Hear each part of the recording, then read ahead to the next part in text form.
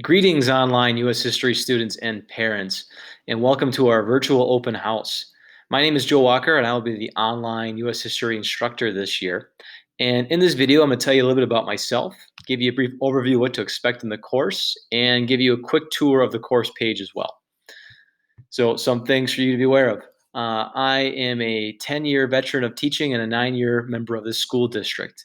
And I work specifically at Woodbury High School. So I've been at Woodbury for 6 years. Um, Prior to being at Woodbury High School, I worked at Easters for 3 years, and I was also a graduate from Park High School way back in 2007.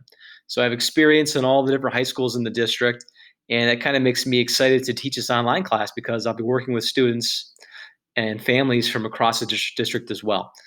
I also have a master's education and a specialization in online education and instruction. And I'm really excited to use those skills and that knowledge to deliver this course to you guys this year. What will you be doing and learning about this year in online U.S. history? Well, the first thing is that this is a 3 trimester class, and U.S. history, whether it's online or in person, is a Minnesota state requirement, and you need to graduate all 3 or pass all 3 terms of this course in order to graduate from high school. So it's an important class. Our course is broken up into 3 trimesters, and each trimester is going to have somewhere between 5 and 6 units. This first trimester will only be 5 units, and each unit's about a week long. And how it's going to work this trimester is that you're going to get to the beginning of a week, and at Monday at 8:30, the unit's going to open up, and I'll show you this in a second on our Schoology page. And all the activities and all the assessments and the summative exam that you need to take as well will be made available to you for that week. And you have the whole week to get it done. If you want to just hammer away and get all the activities and lessons and the unit exam done on the very first day of the week, that's great. You're welcome to do that. If you would like to pace it out and do a little bit at a time each day, that's also excellent and great as well. There's recommended pacing dates that are provided in the course. And if you want to kind of go at your own pace, that's fine as long as you get it all done by the end of the unit.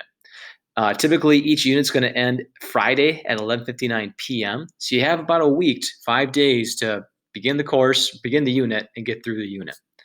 The units that we'll be covering this trimester include colonial America, the American Revolution, building a nation, so stuff about the Constitution and our founding fathers, antebellum America, so 1800s or the mid and early 1800s, and then the Civil War and Reconstruction.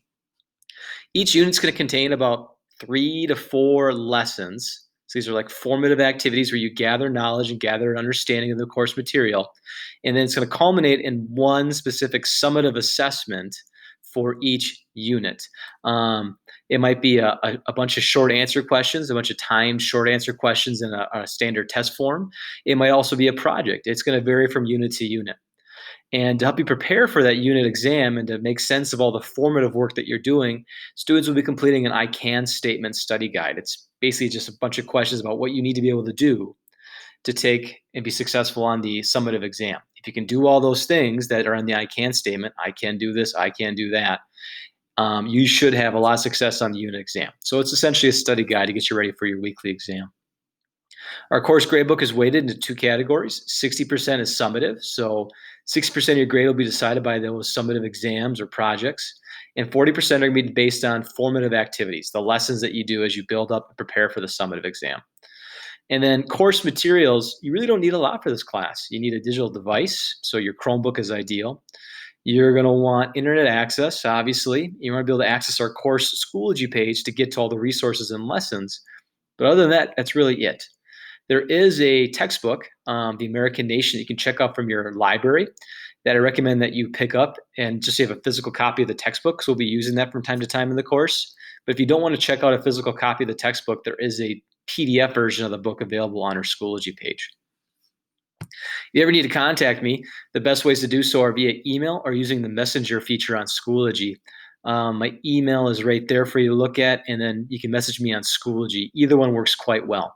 My phone number is also there, and if you leave a message, I will get back to it eventually. But if you want a quick response, again, the digital method of email or the Schoology Messenger is your best play.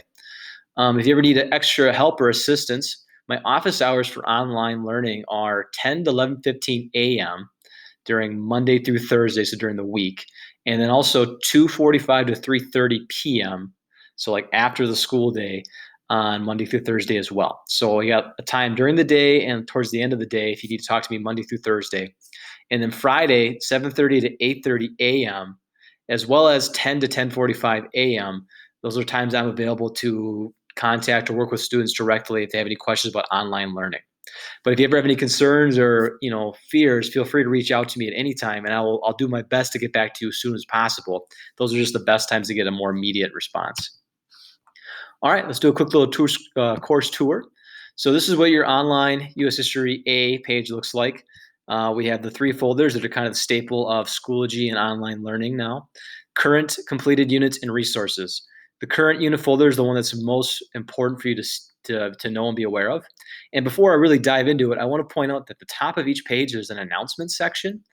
And at least once a week, sometimes a couple times a week, I'll be posting updates on here for what you should be doing. Typically at the start of a unit, I'll tell you what the unit's gonna be about, like big picture, and what you should be expecting to do this unit and what the summative exam is gonna be. And then you're on your way to go complete it. This is for our first day, our first lesson on Tuesday, September 8th. So this is about that activity right there. If you ever want to see old announcements, because it's only posts one announcement at a time up here, you can click on the updates. So when students come to the course page, I always recommend that they look at the announcements first or check out the updates if they haven't been on in a while to see what I've been telling the class, what they should be expected to be doing and watching out for. All right, so now our current folder, we have our first unit. And again, the first week you're gonna come to class, you're gonna have one unit available and you're gonna have just that one to work on. And you're welcome to get as much of unit one done as quickly as you'd like to get it done. There's 1, 2, 3 lessons that you need to submit, a fourth lesson that you need to watch and view, and then there's a unit exam at the end. All of this needs to be completed by the end of the first week, so 11:59 p.m. Friday, September 11th. And then once that first week is done, at the beginning of the next week, week 2, 8:30 a.m., the next unit on the American Revolution will open up and you'll have a new set of lessons and summative assessments to complete. It's worth pointing out that you need to complete these activities in order. So you need to do lesson 1 first, then lesson 2, then lesson 3, and then you can finally access the unit exam and lesson 4. So you can't like start with lesson 4 and then work your way backwards. You got to go in the correct order, or else it's going to block you. So you have to open the assignment and submit the assignment for a grade, and then you can get access to the next one. Also in this Unit 1 folder is some resources to be aware of.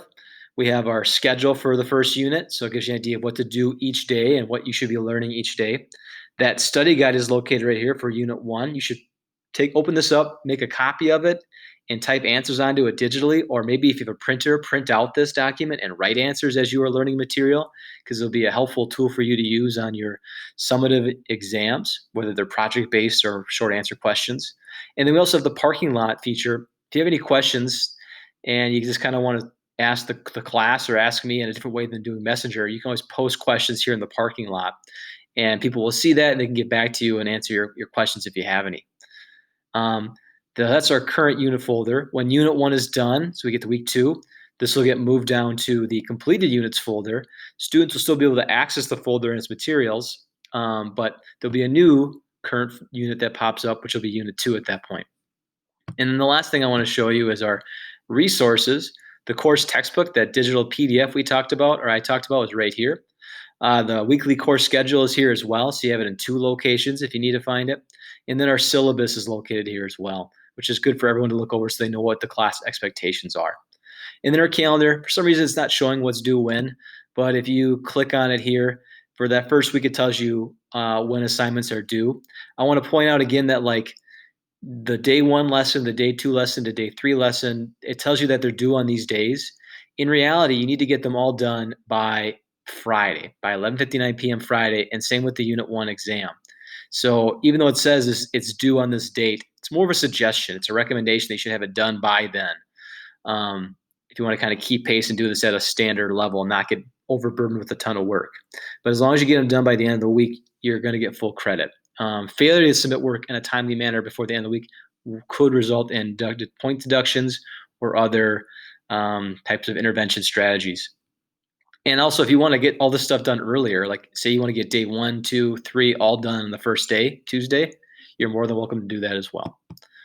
Whew, okay, hopefully that wasn't too much information. If you have any questions, please contact me via email or Schoology Messenger. And I hope you have a great day and a great start to your hybrid or online learning experience.